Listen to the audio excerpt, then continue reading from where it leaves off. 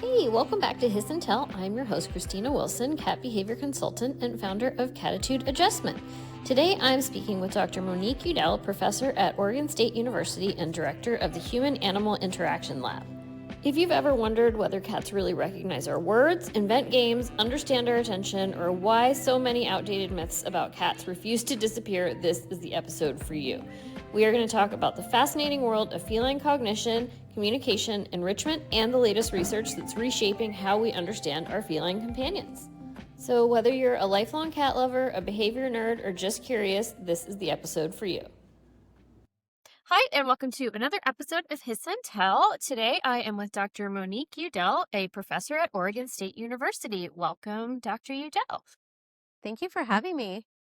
Thank you for being here. Can you tell the listeners a little bit about who you are, what you do, and what originally kind of drew you into studying human-animal interaction and cognition? Sure. So I do a combination of research and teaching and outreach at Oregon State and focusing in the area of animal behavior, human-animal interactions. And I have always been interested in animals from early age. I knew I would do something with animals, and I just didn't know what. And so it was kind of a journey figuring out what there was that could be done. I think for many kids who want to work with animals, we start out knowing about veterinarians and maybe zookeepers, but it's kind of a winding path to discovering that one could study animal behavior as a career. And learning that really changed my path and made me want to still help animals and help people, but from a slightly different angle focused on their behavior.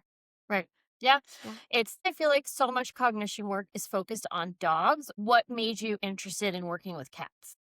Yeah. So I've always really been interested in cats as well. So I grew up surrounded by cats. I had lots of cats in my household growing up. And then I had some really unique opportunities and experiences that sort of solidified my interest in cats. So I was lucky enough as a teenager to join, my family joined a safari to Africa in Kenya. That was part of our local zoo, and seeing the wildcats and just how incredible they were. And then later in college and graduate school, I worked in a lot of wildlife facilities, like rehabilitation centers and like retirement facilities for animals that had been in various settings. And one of those was large cat specific, wildcat specific, and really developed a passion for big cats there. And then as I started doing work with dogs, sort of my love for cats and my interest and curiosity about cats and the things I saw always kind of came back to the surface. And I really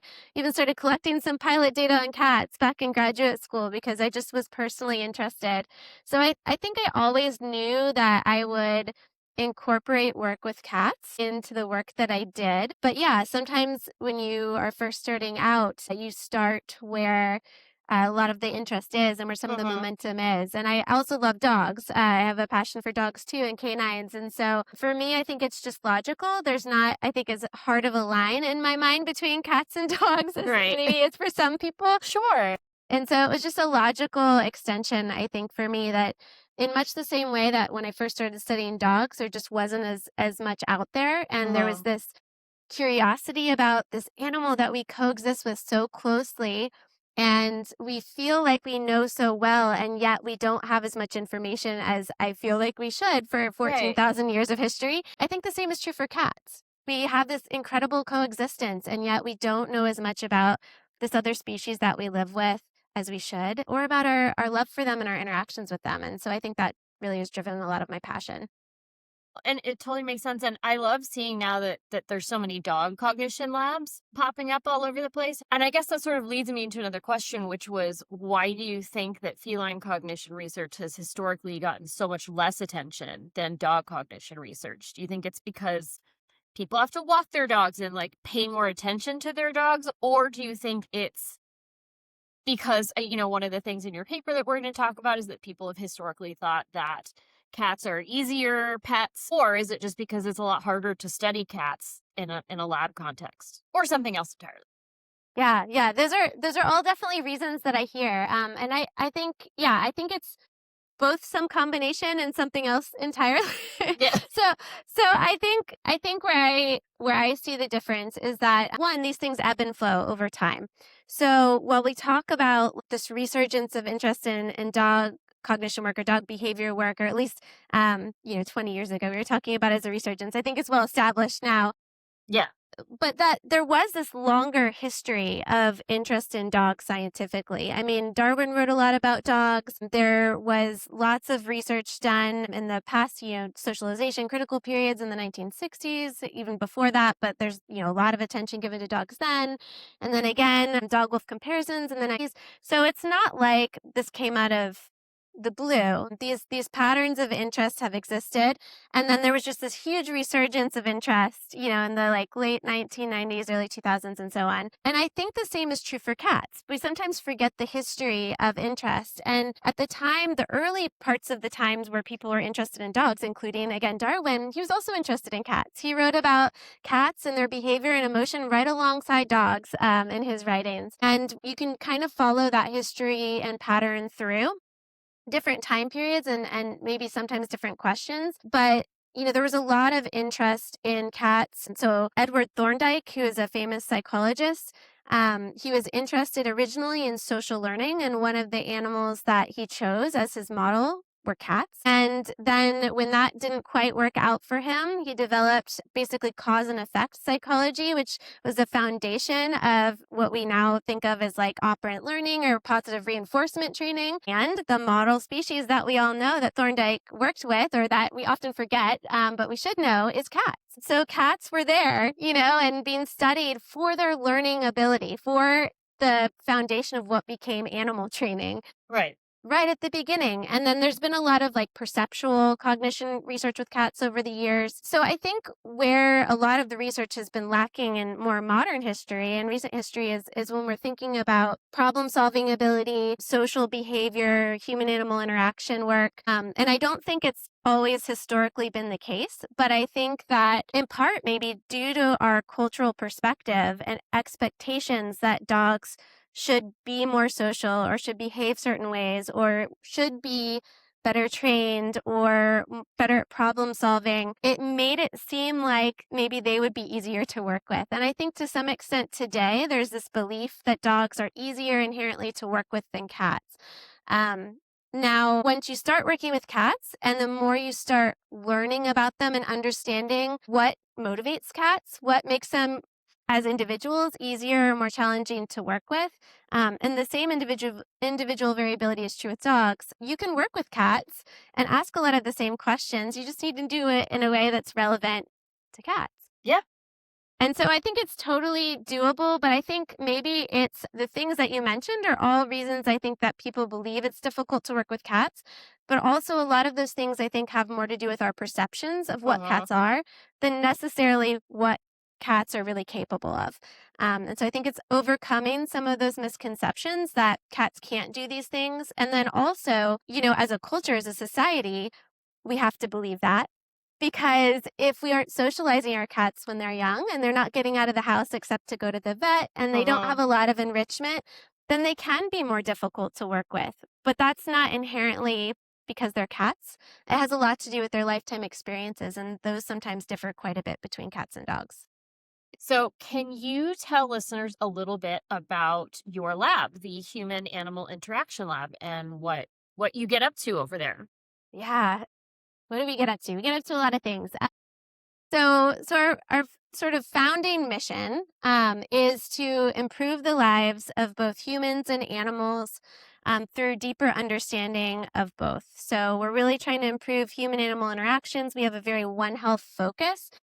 And so what this means is that to improve the lives, we also have to understand the animals that we're working with. And so a lot of our work is focused on fundamental understanding of behavior and cognition of different species. We work a lot with pet dogs and pet cats, or cohabitating dogs and cats with humans. We also work with other species. And so I've worked with captive wildlife. Right now we have some research going on with lambs and their mothers, their ewes. And so we aren't necessarily species specific, but we do a lot of work with some of our closest companions. And then the other side of that is then taking what we've learned and studying things like interventions, like human animal interactions or animal assisted interventions that are aimed at utilizing that knowledge to improve the relationships between people and the animals that they live with, and hopefully resulting in positive health outcomes, both physical, emotional, and just general sense of well-being and belonging for both partners. The research questions that you are working on right now that you're super excited about that you can talk about? Yeah, yeah, I like that you make that caveat. Yeah. Yeah. I mean, there's actually so many different facets that we're looking at.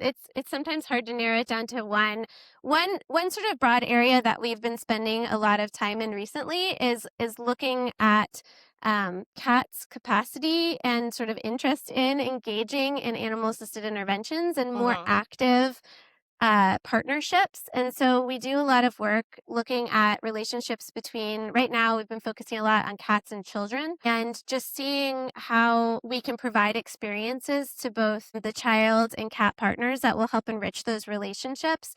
And that includes things like either harness and leash training or backpack training, but also like basic, kind of equivalent to what you'd expect to do in like a puppy training class. Can we do those things with cats, and how does that impact their long-term cognition, their social behavior in those relationships? And so it's not just one study, there's multiple studies, but I think that it's been pretty exciting because we're just seeing not only so much potential, but we're seeing this incredible enthusiasm for people who want to be involved in this. And we're seeing so many people who want better relationships with their cats, including kids who are like just gung ho and open minded, and they haven't, maybe developed some of these belief systems yet about putting limitations on cats. And so there's just this incredible enthusiasm, and then you see this beautiful change sometimes in behavior or relationship or sense of understanding. And I think it gives me a lot of hope for the future because I don't think that this is going to stay the case where cats are underrepresented or maybe don't have these opportunities. We're definitely seeing that momentum shift towards people wanting those deeper relationships, Yes. wanting those opportunities, and that's really the first step. That's the catalyst. No, absolutely. So you're doing a lot of citizen science research as well, or is it sort of like a hybrid? We do some citizen science research, and we do some like more of remote survey research. But actually, a lot of what I'm talking about, we actually bring folks in. They come to our lab. We have a behavior center that's both for doing sort of behavior tests, cognition tests, and also training classes. And so a lot of times, people are coming to us, and we're offering these training classes and interventions. There's one collaborative project we have going on right now that's a partnership with 4-H in our local area.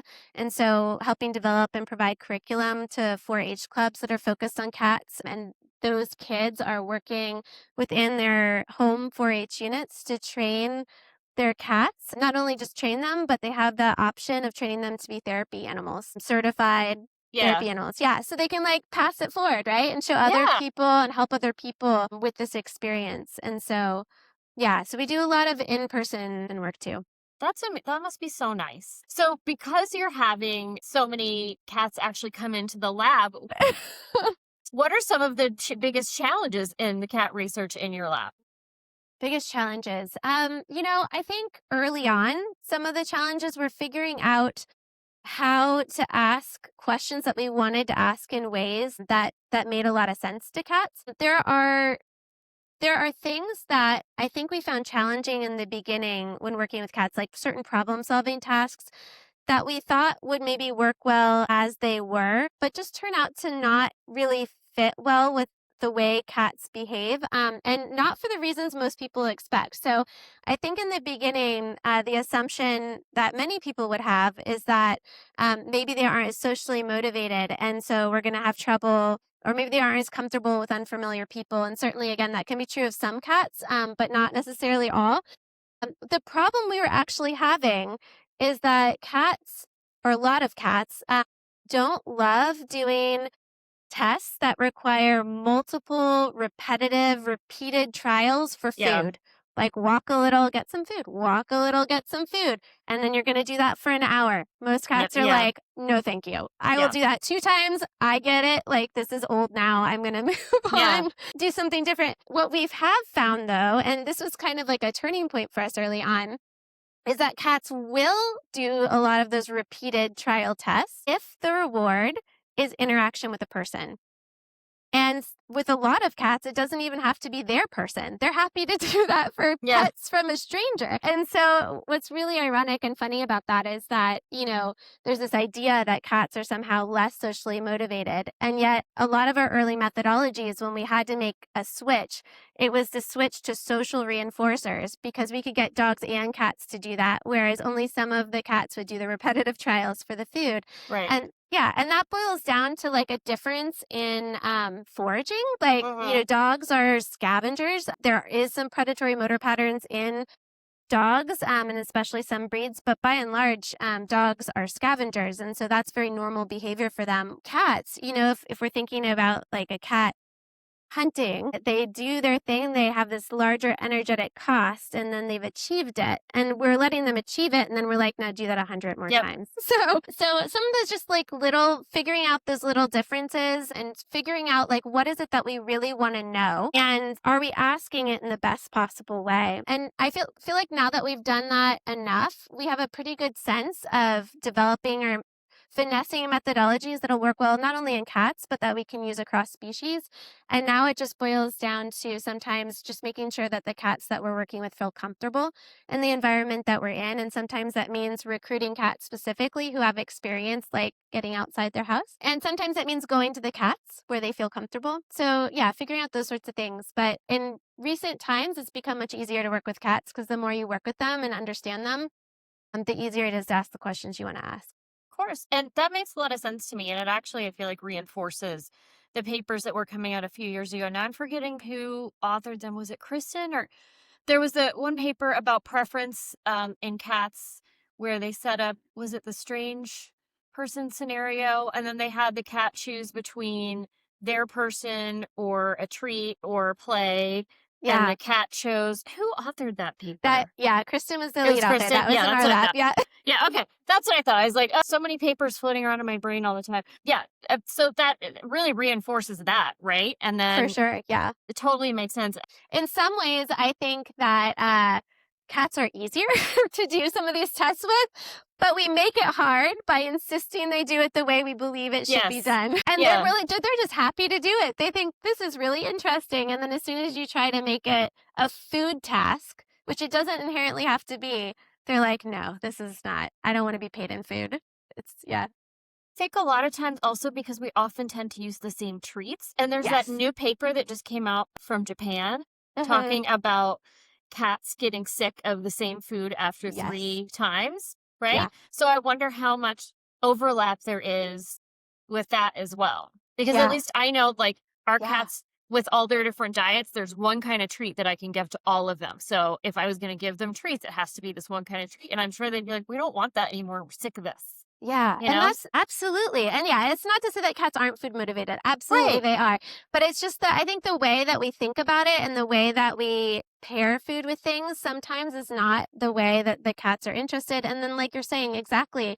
Do they want that thing that we're giving them? And do they want it like a bunch of times in a row? Or would they rather some variety? Yeah. And our cats too, like there's some treats that they absolutely love, but we keep those kind of special for those moments where we want to train something new so that they're like exciting. And I think we know that for dogs when we train dogs, and we often come with our like treat bags full of a variety of things. And I think sometimes we miss that for cats. And so, yeah, I think that would make a difference for sure. Yeah, I agree. I love brownies, but I don't want a brownie every second of the day. And I don't want, Yeah. like, as much as I love them, I don't want like 54 brownies a day because I would be sick. Yeah. Just like couldn't get me to work for 54 brownies. Anyway, again, so that kind of answered my question with like, my next question is going to be, do you think that we fail at communicating with cats effectively a lot because we're using human or dog social expectations? I think what's interesting there is that, yeah, so I think sometimes we try to utilize expectations that we're familiar with when we're interacting with cats. And I'm not sure if it's just social expectations or just expectations. We're generally like, how should they respond to food? And when we're thinking about the social cues, I think that it's the struggles that we have with cats are very similar to the struggles that we have across the board socially as humans, as individual humans. It's that relationships are better when we take the time to understand the person that we're communicating with, when we understand our partner, and when we listen to them. And not just in terms of the words that they're speaking. When we're talking about listening, whether it's another human or whether it's a non-human animal, it's also their body language. It's also like, do they lean into your touch or are they pulling away from your touch? What are the other cues going on at that moment in that environment? What is our history of relationship with this individual? If we're just meeting this individual for the first time, if you're just meeting a person for the first time, you're probably not going to walk right up to them and hug them and pick them up and carry them around. We feel so comfortable doing that with cats and dogs we've never met before. I'm not entirely sure why. And the smaller they are, the more comfortable we might feel. And cats tend to be, on average, smaller than a lot of dogs. And so I think a lot of it just boils down to the need to be better listeners. And not even necessarily cat specific, but I think we forget. And, I've heard people say a lot with cats, especially recently, that cats are harder to understand because their signaling is more subtle. Mm. And I challenge anyone who has a cat that's listening to this to take like 30 minutes and just put your full attention on your cat for 30 minutes and watch all the signaling that happens. I don't care what they're doing. There is so much communication happening, so much subtle and obvious behaviors happening that if you just take that dedicated time and you watch them, you'll see. For me, when I do that, it's just so fascinating. I learn things about my cats that I might not have noticed before, or I didn't realize even about cats in general before. And it's so impactful to your relationship because it gives you a new appreciation. And also the cats notice. Cats Absolutely. notice. Yeah, they notice when you're watching them. They notice when you're responding accurately to them. And that is a quick, easy way to start improving that relationship and also having a cat that may actually end up being more pro-social towards you. Yeah. I have Yeah. to add to that, I am a huge fan of pointing your camera at your cat and capturing video of your cat, especially because a cat gives you those little minute movements. So especially if you're having a cat who has padding aggression, or they may give you tiny little body movements that you can pick up on. One of Yeah. our cats used to get to a point where she didn't want us to pat her anymore. And all that she did would give us like a little side eye. Yeah. It would just be like, "Mm," and it was this fast. So if we hadn't like recorded her and then slowed it down to watch it, we wouldn't have known. But once we did that, then we're like, oh, this is a side eye. Okay, now we know. And she totally thought she was being very clear. And we were so rude that we kept patting her once she was like very clear. And so then she would like take her paw and be like, enough. Yeah. These phones that we all carry around can be so helpful if you Mm-hmm. just point that also at your cat and see what's going on. Yeah, that's a great suggestion. So I always have clients do that and send me videos so that I can have more videos of cats to Nice. stare at all the time. So you talked a little bit about how looking at your cat will notice that you're looking at them. It's actually paying attention to, like when they're interacting with us. I know that your lab has looked at how cats respond to human attention and social cues.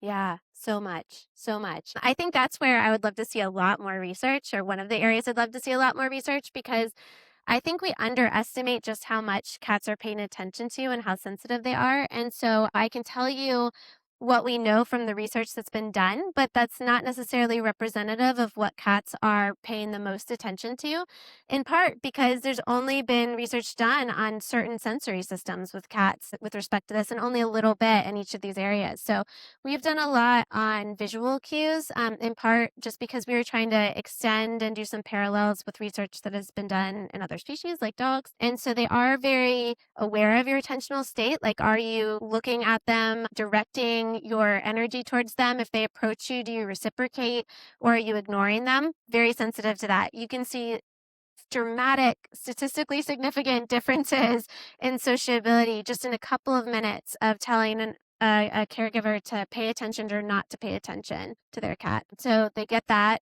They can follow gestures. They are also decent at social referencing, where not only are they paying attention to what you're doing, but they'll modify their behavior with respect to you, especially if they want something. I think anybody who has a cat who's been meowed at and then led to the kitchen for dinner probably is aware of this, but there's some research to back it up. And then they're also paying attention to other things. They're very aware of scents. They're very interested in scent. And there's a lot more research on olfaction in dogs than in cats. And I think that's in part because we utilize dogs in working roles that involve sniffing. I think we could be doing the same with cats. I have one cat that, I don't know, we might work on it with her because she is so interested in scents and she is very good at detecting subtle changes or finding things based on scent.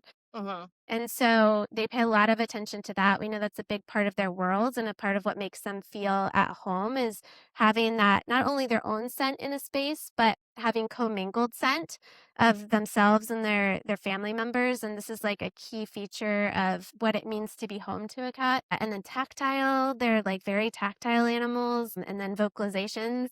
Don't even get me started on vocalizations. They're very sensitive. Very sensitive to sound and like including like, tone of voice, but they can also learn words. And we haven't counted how many words our cats at home learn, but one of our cats, we started trying to count the other day and we were testing them and it was an incredible number. I was like, there should be more research on this in cats too. So yeah, I think they're paying attention to a lot. We're really important to them when we take care of them in our homes. We control the resources. It's true. It's funny about the cats and words. There was a study that I read recently that was talking about, cats are aware of the names of other cats in the household. Yeah. And then I think the same day I read that, every night before bed, I take a flirt toy and run up and down this really long hallway in our house just to get everybody's energy out before bed. And I usually, when I get to the end of the hallway, I yell everyone's names who hasn't followed me my wife is like, you sound like a football coach. He was like, come on, let's go, Kevin, blah, blah, blah. And there's two orange guys who are best friends, Gene and Butters, and they like to jump out and get each other halfway through to tackle each other, just totally friendly. And I was yelling Kevin and Egg and all these other people. And the second that I yelled for Gene, I saw Butters be like, "Ooh, my buddy's coming." Got excited and went and hid so that he could wait and get his buddy who he knew was coming down the hallway. And it was so cool to see that. Again, it was something that I never thought of in terms of he obviously not only knows that that's the word for his friend, but then used it in a way to prepare to play.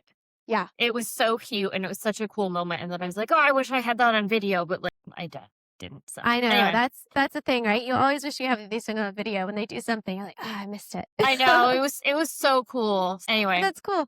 Yeah, it was very, very cute to see. And especially because we have so many of them that they know 15 cat names. Yeah. That's pretty cool. So yeah. I don't know. There's a lot to be said about associative concept training and the speech button use. And, I could go on for a long time about a lot of that, but that's not appropriate for this podcast. But I have a lot of thoughts about that. Again, not appropriate. So I want to talk a little bit about your paper that you wrote that was Catastrophic Myths, Common Misconceptions about the Environmental, Nutritional, and Genetic Management of Domestic Cats and Their Welfare Implications. So, and I will put a link to that paper for everyone in the show notes so you guys can go and read it. And I'll put links to all the papers that we've talked about because I know we've talked about a lot of papers. So can you tell me a little bit about what inspired this Catastrophic Myths series? Yeah, that's a great question. Well, in part, for me, it was an opportunity to work with a colleague that I especially admire, Dr. Candace Croney, and really the whole team of co-authors on that paper was incredible. So it was a wonderful opportunity to work with a variety of people who had a passion for cats and had different expertise with cats who could come together and say, what are the challenges that we face communicating? What are the misconceptions that exist? And sometimes you have to name a thing before you can address it, And so just naming these things, these are the ones that we hear over and over again that there either isn't evidence for or there's already evidence against, and yet they are sticking in these expectations. And not only that, they're things that we believe that addressing and challenging could actually have a meaningful, positive welfare, well-being effect on the lives of these cats. Like challenging ideas that are not only potentially wrong or inconsistent, but also prevent people from maybe engaging with their cats in ways that would provide the best possible outcomes. So I think that was kind of our hope as a group and a collective. And then obviously just the opportunity to work with each other to think how can we move this field forward and make it better, I think was an inspiration too. So why do you think that because there is so much misinformation and outdated beliefs, and I find that in my practice too, that so many people come to me and they're like, oh, I've been doing XYZ for my cat problem, and XYZ is like such a bad practice and so outdated, but it's still just floating around there in the ether, or like TV personalities are, recommending that you do this. And the stuff is so perpetually kind of out there and very difficult to remove, sort of Yeah. much like dominance myths. Why do you think that this stuff remains so widespread? Yeah. Well, I mean, I think in part, until fairly recently, there wasn't a lot of widespread effort to counter it. I'm not going to say there wasn't effort. I know lots of individuals have been making effort for a long time, but I think that there needs to be a sort of a cultural shift or a cultural movement of sorts, Yeah. right? We have to get enough momentum to say, hey, we should talk about this and we should look at the evidence that exists. And if there's not evidence, we need people who are willing to do the thing of collecting the evidence and addressing what's challenging about collecting it if there is challenge, and actually take those steps, right, to actually move these ideas forward. And so I think part of it is just sometimes there's just not enough information. Even if we believe that something might not be true, we need good information about that. We need to ask it scientifically. Because sometimes our expectations or our beliefs might be wrong in either direction. So we don't want to replace one potential myth with another myth. We want to actually make sure that information is good information. So that's the first bit. And then the second bit is that once we have good information to share, then we need to share it. We need to make sure it gets to the people who are interacting with those animals, whether it's, the practitioners in applied settings, or whether it's the cat caregivers, or just the general public who might encounter cats, and make sure that that information is accessible and can be applied easily by the people who have that first direct contact with those animals. And so it's not enough just to say, yes, cats can be trained. You also need to say how, and like in what ways, and how can the average person access that material so that they can have that enriched relationship with their cat, and also explaining why it's important. So I think a lot of it just comes down to the availability of information and then the accessibility of information. And once you put that information out there, one of the things that I've really loved seeing again is that we have so many cats living in our homes with us. And granted, this is not the state of cats all around the world. So we have to be sensitive to the fact that the way we live with cats here in the United States or within, westernized culture is not necessarily the same as the way people live with cats everywhere. But when we think about the way that we live with cats here, and we think about why we live with them the way that we do, we see that even on surveys, people are reporting increasingly that they're viewing cats as family members. Some people view cats as their children. And the ratings for those sorts of questions are pretty parallel now to what people report for their dogs. So people love these animals, view them as family members. And of course, most people want to do right by them. They want to have good relationships with them. And so when you put that information out there, I think we're in an era where most people are very receptive and they're like, yes, please tell me more. Yes, please give me those resources. And so I think now's a great time to start challenging these myths because people are ready and receptive. And when we've done training classes, we always have wait lists. We always have more people that want to do it than we have space in any given point in time. So I think the desire is there now. And it's just going to take, I think, an awareness and a recognition that this is what folks want and it's possible. Right. And we just need to make it more accessible. I wanted to talk about, all of the myths that you talk about, but the one I wanted to address first that we already touched on a little bit is the idea that cats are low maintenance pets. Mm. Do you feel that myth is still existing, and how do you think it kind of impacts feline welfare? Yeah, I think it does still exist to some extent. Not everybody. There's Yeah. individual variability in cats. There's individual variability in people Sure. and perspectives. But I do think it does to some extent still exist. In part, it might have to do with sort of this transition and how we view cats in our general lives, and even just the differences in the way that we raised cats. So, when it comes to things like enrichment or activities, how's your cat going to keep busy? We have to keep in mind that until recently, a great number of cats, even homed cats, were indoor outdoor or maybe entirely outdoor. They were keeping themselves busy. Yeah. So, they had their own forms of enrichment. And the more that we bring cats in, and especially if cats are primarily like confined in confined spaces, then we're going to need to replace that stimulation for them. We're going to need to provide that enrichment. And so I think part of it is just, during these transitions for how we view and keep cats, even within like just across generations for the same people. When I grew up, our cats were indoor outdoor, and now I live in a place and in a situation where our cats are indoor except for when we bring them out on leash. And so it's a different way, even for me, of raising cats than what I grew up with. And so I think part of it is just a learning curve and thinking about, how we live now and what that means and the effort that it takes to maintain the kind of relationship and well-being in different situations of context. And then I think the other part is that some of these myths rest on this idea that cats can't, right? Like cats can't be trained. Cats Right. can't be as social as dogs, or they can't solve problems in the same way.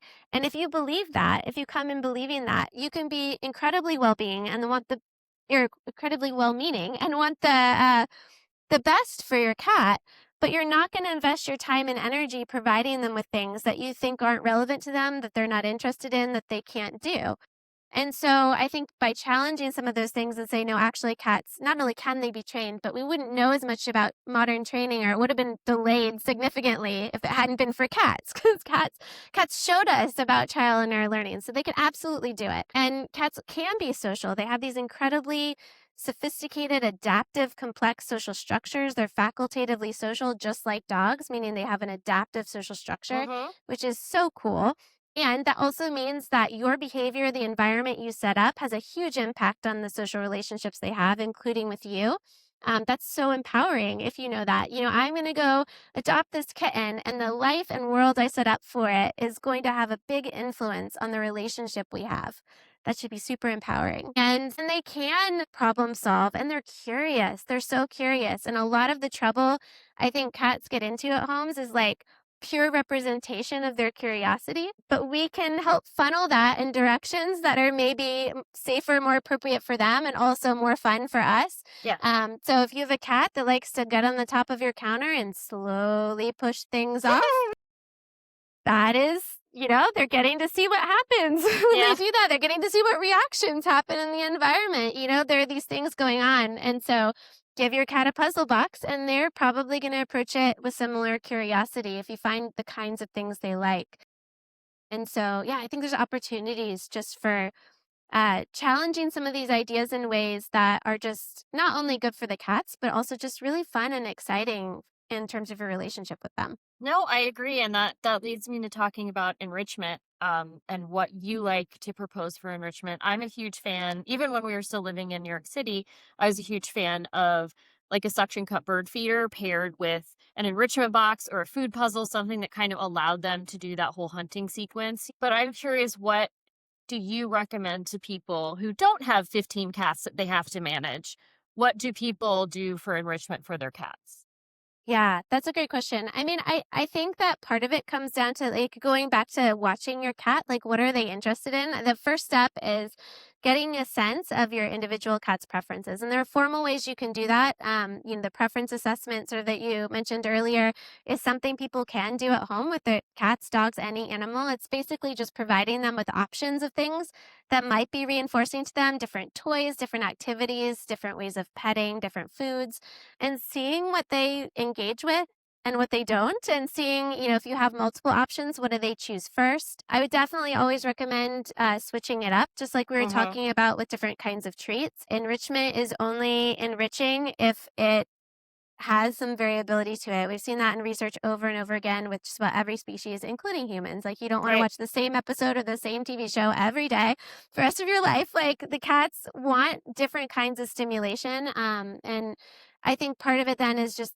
figuring out what kinds of interaction, stimulation, activities does your cat like. So we now Right. know some cats like playing fetch. They'll engage in fetch.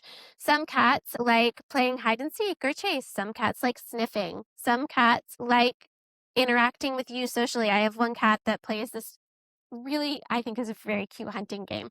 And she hides under the edge of our comforter. And it's very like, there are rules to this game. She has like I very love like the cat rules. specific Yeah. rules. And you have to like walk by, and it's like she doesn't always get the first person, but she expects everyone in the room to take turns walking by.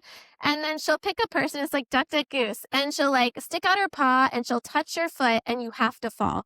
If you don't fall, she will come out of the comforter and she'll give you that stink eye we're talking about. And she will follow you around complaining until you go back and redo the game. And it's just really fun. And so I think the more you start paying attention to like how they're responding to these interactions, you can start figuring out like, what games can I play? And sometimes they're these made up games. And then sometimes it's like, quite similar to what you might do with other pets. So like sticking treats in a paper towel roll and sticking fluff out of it that's cat safe that they can rip Right. out, or maybe just bringing things in for them to sniff, as long, again, you want to make sure you're bringing stuff in that's safe and that isn't, toxic, or taking them on leash walks. Some cats like leash walks.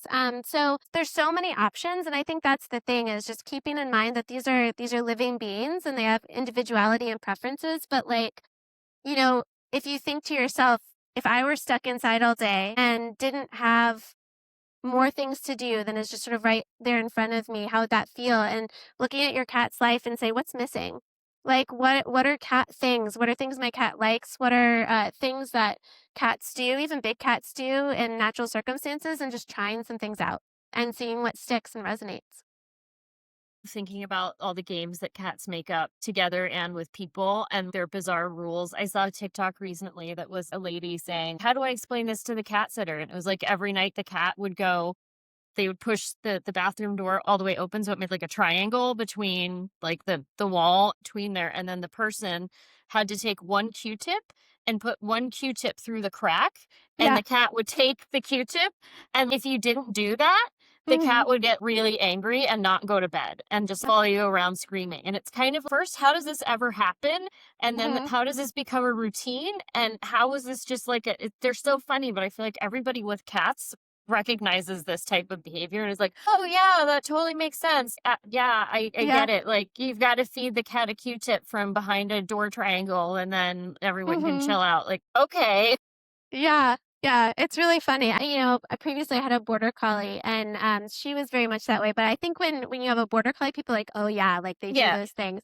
But yeah, cats do it too. It's just really interesting. They do have these games. They really are. Our 1-year-old little CH kitten, she's like the bully of the house. Not a bully, but she's just the head of the house, sort of. She's even at her young age, and she bosses around her giant 20-pound huge uncles, and she will come and scream at me every night at like 5 or 6 p.m. and she is ready to play. And if I don't follow her, she will start like, I don't want to say being bad, but she'll just start being mischievous until I follow her and we go and play her particular game that she's decided on that day, and I have to figure out which one of like 3 or 4 it is, and then I have to play it for however long she's decided. And she's got me under her thumb, man. I don't do it. Explain this to a cat sitter. This tiny little wobbly kitten is going to come and scream at you, and then you have to follow her and figure out which of the 4 toys she wants and exactly how she wants you to play it, and don't let any of her uncles steal it. And then So what's incredible about that is, like, we talk about how maybe it's more difficult to communicate with cats, but just think about all that's being communicated. It's not. Yeah. All this like so intense clear preference, like to the rules of a game that they made up. Yeah. It's just, there's so much communication going on. And so, yeah, I think if you're open to it, and I think for those of us who find that kind of thing exciting, and I think a lot of people would find it exciting if they realized it was possible. And hopefully we're getting that word out a little bit today, is like, see what your cats are up to and what they do when you reciprocate what they're giving you. And sometimes Yeah. it's really fun. I think that would be such an interesting study is looking at the games that cats invent. I know that play Yeah. is already such like a strange territory in kind of behavior research anyway, but I feel like cats are always inventing weird games. Hmm. And it would be so interesting to look at kind of the variety of the games and is there consistency, what's going on with, it could be kind of like a citizen science type study and just looking at what is going on with cats and their individualized kind of gameplay and how do they Yeah. solicit play from people and what are they making up. And I don't know. I'm forever Yeah. coming up with too many ideas for studies that I'll never have the time to actually run, but I'll put It would that be one. fascinating though. I Yeah, it is. know. It's fun. So, is there something that, if funding and logistics was not a limitation, that there's like a cat study that you would love to do that you can talk about? Narrowing it down to one is the hard thing. I mean, I think where my heart has been recently, has really like been wanting to do a study. And I think this is less about specifics of cognition. There's lots of fun studies I'd want to do, like just out of curiosity to Yeah. understand cats. But one of the things I'm working towards is we're really wanting to do more research on helping people learn how to do basic training that makes not only their lives easier, but also the cat's lives less stressful, and it facilitates health. So really been interested increasingly at things like training to carriers, training to Mm-hmm. leashes, because it's such a foundational thing, It right? is. Like if we can make that more accessible for people and for cats, then people can get their cats to the vet and actually get good vitals. People can take their cats places and provide them enrichment, that they can strengthen their bonds. They can get their cats to other research scientists who are studying other Yeah. things without them being stressed out when they get there. Yeah. It opens up worlds. And also, there's a lot of things that, when you look at even like human well-being and, when things like the forest fires happen in California, like one of the number one reasons that sometimes people choose not to evacuate is because they're worried about leaving behind their pets. And Yeah. sometimes it has to do with shelters, but sometimes it simply has to do with they can't get their cat in the carrier. Yeah. They can't get their cat to come with them. And so I think, it's maybe not the top of my list in terms of, showing something scientifically Right. that's novel. I've got lots of those, but I think if we could help demonstrate and share ways to do some of these basic care and transportation bits better, Mm-hmm. then it would be a foundational thing that would help improve lots of aspects of the human cat relationship and our knowledge of cats in the future. I agree. I think also getting that knowledge into the hands of people who are doing rescue work, who are raising Yeah. kittens, who are, doing that foundational work when the kittens are in that early socializing period, Yeah. that would be really helpful if you just knock that out. Like, whenever I have a litter of kittens, they go through all of that. They go through, we're not going to be afraid of vacuum training. Like, we're going to Yeah. meet some dogs. We're going to meet a bunch of kids. So we're going for Yeah. car rides. We're going on a leash. And so then they all come out kind of like people always say, oh, they're like dog cats, but they're not. They're just They're super cats. socialized. Yeah. They've just been exposed to everything. So Yeah. they're not afraid of anything, which is why how we have Egg, the CH kitten, who now is just like screaming at everyone and tackling her Yeah. uncles. But I think it's so valuable to get that stuff in early if Yeah. possible. There's others that have things online too. Kristen has some good training tutorials Yeah. online. We've been trying to put some stuff out, so it's out there. It's one of those funny things that it's kind of like, and this is kind of what I meant by research, that is like maybe not contributing some of this really novel knowledge, but just adding to the body of scientific evidence that people can point to and say, Yeah. like, no, look, they can. Because yeah, like we know that they can do this. We see this over and over. We even have the protocols. Other people have the protocols, but sometimes there's just this feeling that it's not true. And like you're saying, people want to be like, okay, well, these are special cats. These are like the cat dogs. But really, like just showing that this is inherently possible for most cats or for a lot of cats in the same way that's inherently possible for dogs. There's nothing special about dogs that like makes them especially compatible for leash walking or crate training. Like those aren't like dog inherent behaviors. It always cracks me up when people say stuff implying that, because it's like, no, like most dogs don't like a leash the first time you put it on them either. And I'm not saying that that's the only way, but yeah, just demonstrating that it's possible, I think goes a long way. Yeah. So, after all of this work, is there one thing that kind of still surprises you about cats? Yeah. I think the thing that surprises me continuously about cats really is their curiosity. I know that it's there, but there are times when I see my cats or other people's cats doing things and I'm just like, that is so interesting. They're really paying attention to like these fine-tuned details. They're trying to figure something out. They're Mm-hmm. watching what's going on. And yeah, even when you know it, like you can learn a lot from just watching them. And so I think just understanding even the source of that curiosity better and knowing more about like what are they paying attention to and what drives them. I think there's a lot to be learned there still, and I'd like to know more about it. Well, that sounds great. And I want to thank you so much for being on the podcast. This was such a great chat. I really enjoyed having you. Thanks so much for having me. This was really fun. Thanks so much for listening to the show. If you're looking for one-on-one support with behavior issues like litter box problems, aggression, anxiety, or multi-cat dynamics, you can find me through my behavior consulting business, Catitude Adjustment, at catitude-adjustment.com. If you like the episode, please consider leaving a rating or review. It really helps us grow. For more episodes, show notes, and resources, head to hissandtellpodcast.com. Huge thanks to Cat Beats for the music, and I'll see you next time.